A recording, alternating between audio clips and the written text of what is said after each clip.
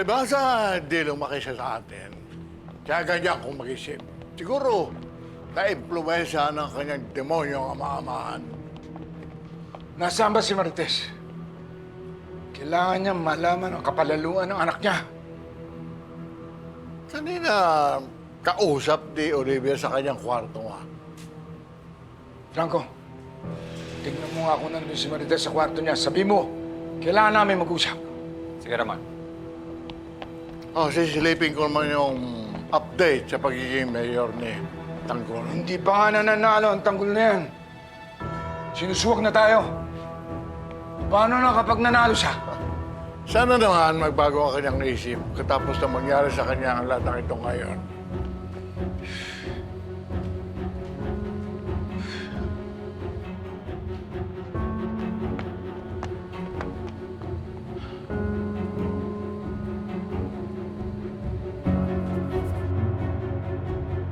Sir Ramon, parating. Halika na, wala tayong mapagtatago, madam. Saan natin tatago? Ipasok natin dyan. Sa morgue? Yes. Bilis, sir, bilis.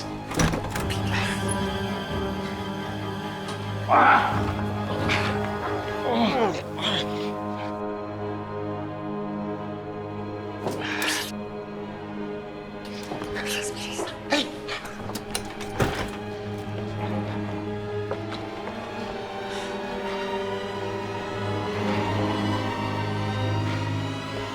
Olivia, nakita mo ba si Marites? No, no. I didn't see her.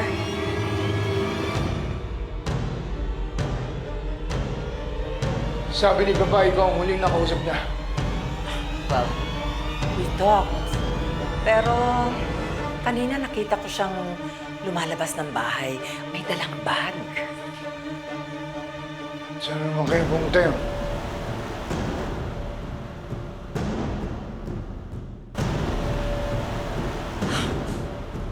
I really don't know. Bakit hindi ba nagpaalam sa'yo?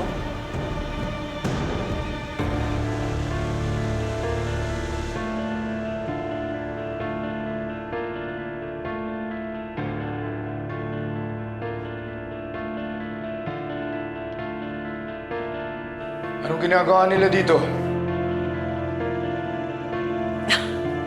We're preparing food.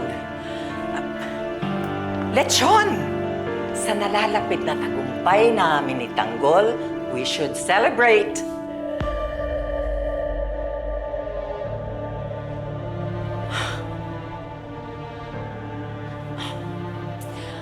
Wala kasi dito yung staff. And I really want to cook this myself. Alam mo naman ako, especially when it comes to cooking, hands-on ako. Oh, no, no, no, no, no! Not yet. Magbabago ang temperature. And that's so crucial.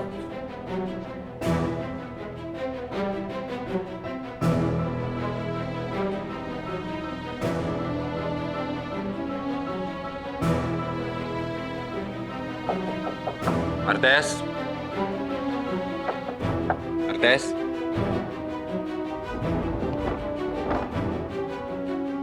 Martes?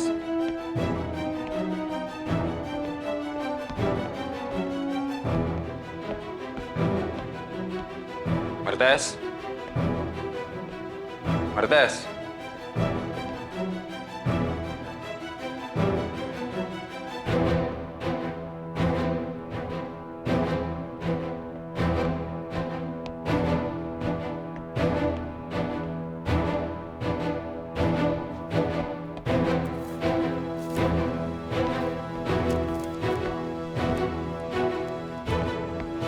Ramon? Nakita ko sa kwarto ni Martes.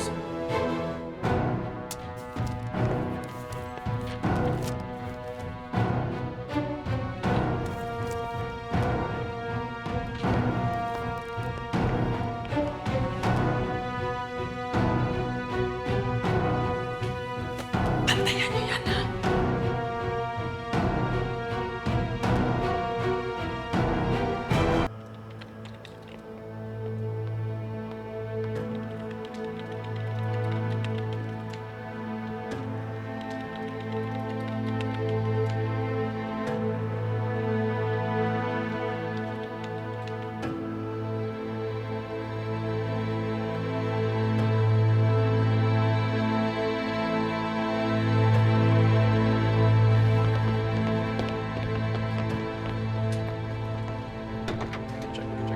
Oh, ano na ang balita? May final tally na ba? Pumasok na po yung mga huling boto. Magkano po kung sinong panalo? Very good. Oh, tawagan mo sila Ramon at Olivia. Opo, Don Julio.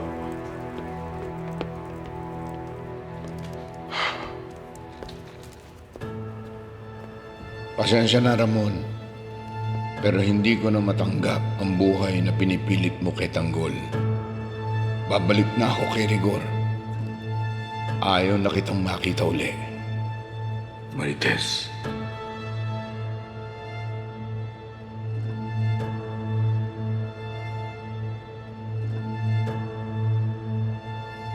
Pagkatapos akong trader ng anak mo, iiwan mo naman ako, Marites. Binigay ko sa inyo ang lahat. Pagmamahal, marami ang buhay. Pero iiwan mo pa rin ako. Kung sa tingin mo, mas masaya ka sa miserableng buhay mo kasama ang wala mong kwentang asawa. Sige, magsama kayo. Wala na akong pakialam sa inyo.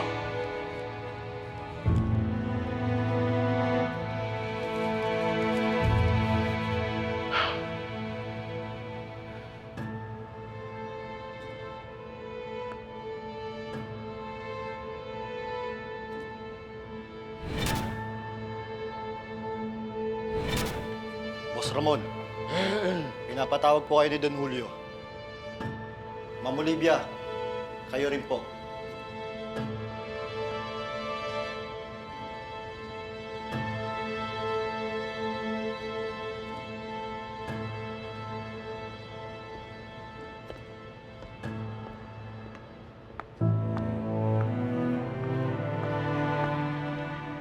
Nagtatransmit na ho ang NEC ng mga huling boto. Tapos na? Na, Sandy. Panalo na tayo? Patapos na ho. Ma'am Jackie, hinihintay na lang natin yung final tally ng NEC. Ito lang, pinakahihintay natin, Roberto. Sana naman matupad yung pinangako mo para sa pamilya.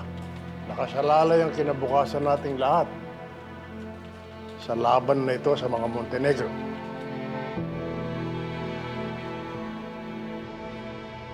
Tanggol, sana lang hindi totohanin ni Boss Ramon ang bagtadang papatay niya tayong lahat. Tanggol, paano pag nanalo ka at patayin ka? Siguradong uupo na naman yung mga gerero. Wala nang pag-asa ang Maynila. Sigurado, malulubog na sa kahirapan. Patuloy na mag-ahari ang mga gerero. Patuloy na maghihirap ang mga tao. Wala na tagapag-asa yung bansa natin. Puro mga demonyo na uupo sa pesto. Huwag kayong panghinaan ng loob. Malay ninyo magbago ang isip ni Boss Ramon at maawa si Don Julio. Maisip nila na kadugo nila si Tanggol. Pero mangyayari lang yon kung mananalo ka, Tanggol. Kaya, Tanggol, ikaw ang dapat na manalo. Ang gusto nila protektahan ko ang negosyo nila sa pagbibenta ng droga. Pinatakbo ka namin para sa pamilyang ito, hindi para sa mga ambisyon mo. Pero hindi ako pumayag. Kapag ako naupo sa pwesto at naging mayor ako, sisiguraduhin ko sa inyo na ako ang kauna-una makakabangga ninyo! Pinili mo ang ibang tao, pero ang sarili mong pamilya, hindi! Hindi ko lubos maisip kung paano mo ako nasaktan ng ganito. Tumakbo ko bilang mayor. Para tulungan ang mga tao.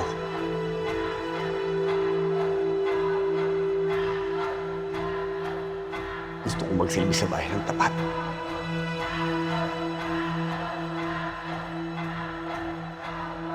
Gusto kong ayusin ang buong Maynila. Gusto kong bigyan ng katuparan ang lahat ng mga pangarap ng tao.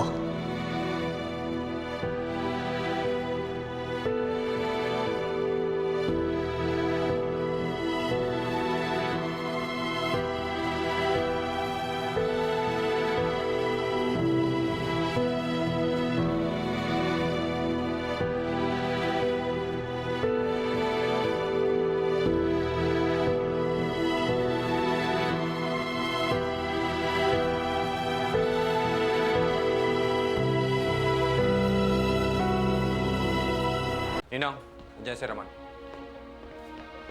Eto na! Eto na! Eto na ang resulta ng eleksyon. Pa? Nandito na po ang official tally of votes base sa canvassing ng NEC. Bistado! Mainit-init pa mga kaibigan. Narito na po ang official at final tally ng mga nanalo dito sa Maynila. Nako, nabilang na po ang bawat boto ng mga Manilenyo. Simulan ko na ho sa party list. Nakasecure ng isang seat ang kababaihan ng Maynila. Congratulations, Congresswoman Jackie! Oh, careful. Congresswoman Jackie Guerrero! Kababaihan ng Maynila for the win! Yes! Whiskey for my mom!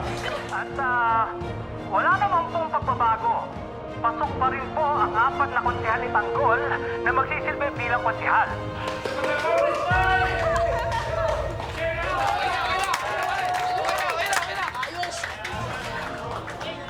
At sa congressman naman po, si Congressman Leo Mojica, ang ating bagong congressman.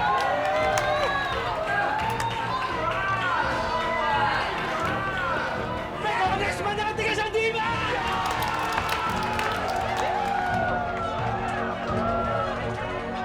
Hindi ko talaga nagkamali si Tanggol sa mga taong pinili niyang tumakbo kasama niya.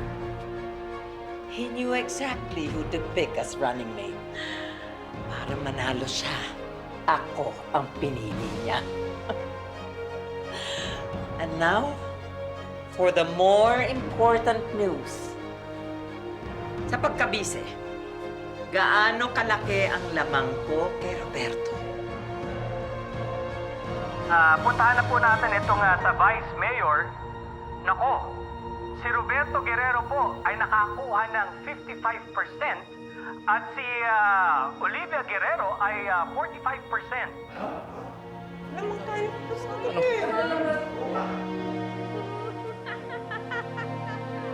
Si Mayor Roberto ho, nakakuha ng 508,857 votes against Olivia's 383,876.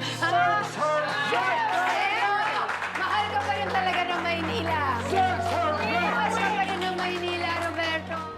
Vice, nakakuha po kayo ng almost 374,000 votes.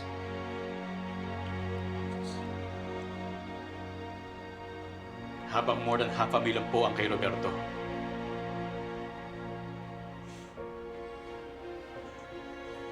You don't know what you're saying! Give me that!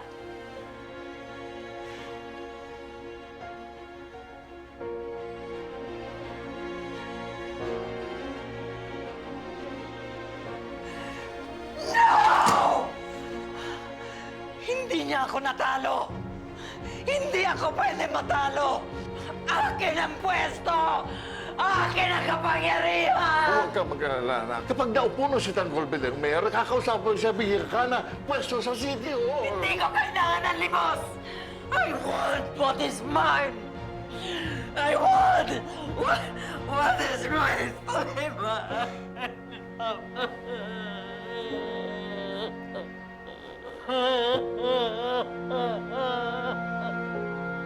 Well, congratulations, Kuya. I knew you could do it. Even from the start, I had no doubts. Congrats, Kuya. What the hell is going on, son? Ano na yung resulta ko? Did I win? Tama na yan. Proceed. Gusto namin malaman ang resulta ng pagka-mayor. Opo.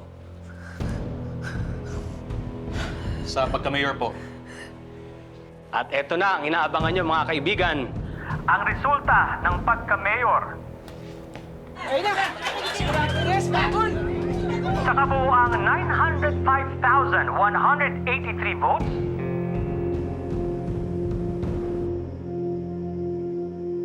Si Tanggol, 380,177. Kayo po, 525,000!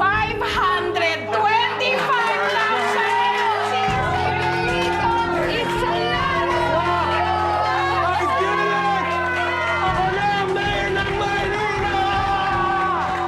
Tinalo mo si Tanggol! Oh my gosh! Sulit lahat ng pagod! Sulit lahat ng stress! Sulit lahat! Oh my gosh! I'm so happy it didn't disappoint the family. Alam ko rin na hindi mo kami bibiguin.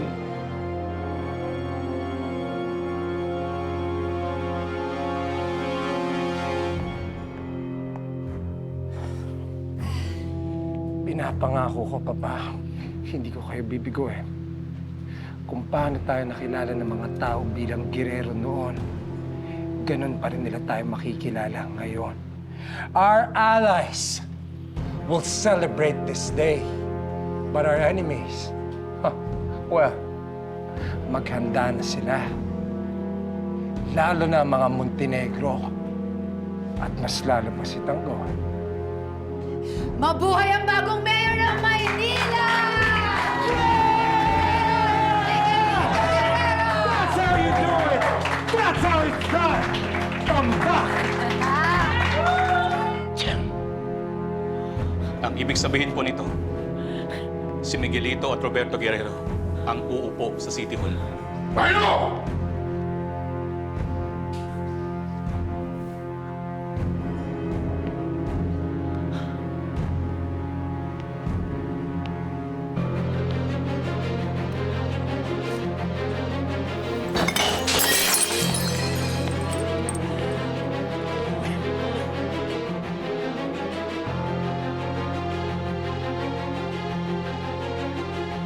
Babasa muna tayo lahat. Guys, double time.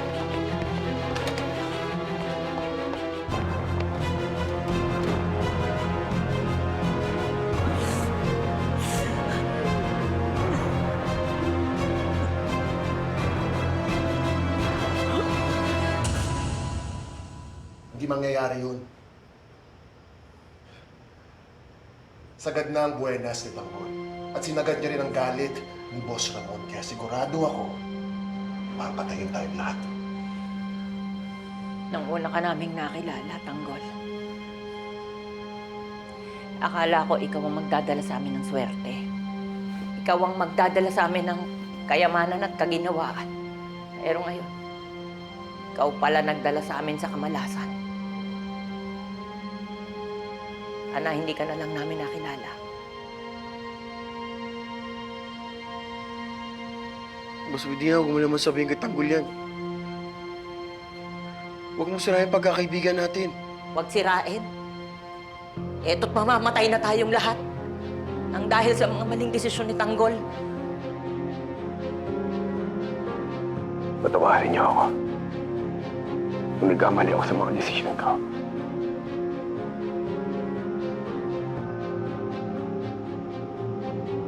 Wala akong ibang inisip kundi para sa kabutihan nating lahat.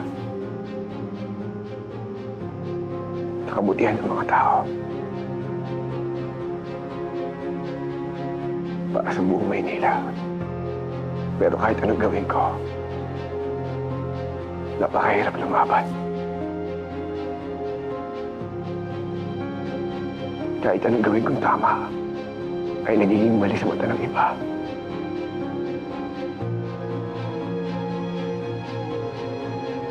Minsan gusto kong sumuko. Kung ito man, ang magiging katapusan natin lahat. Humingi ko ng kapatawaran sa inyo.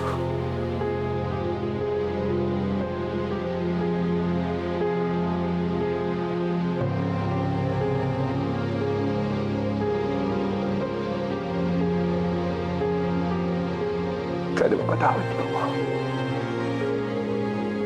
Patawarin niyo ako.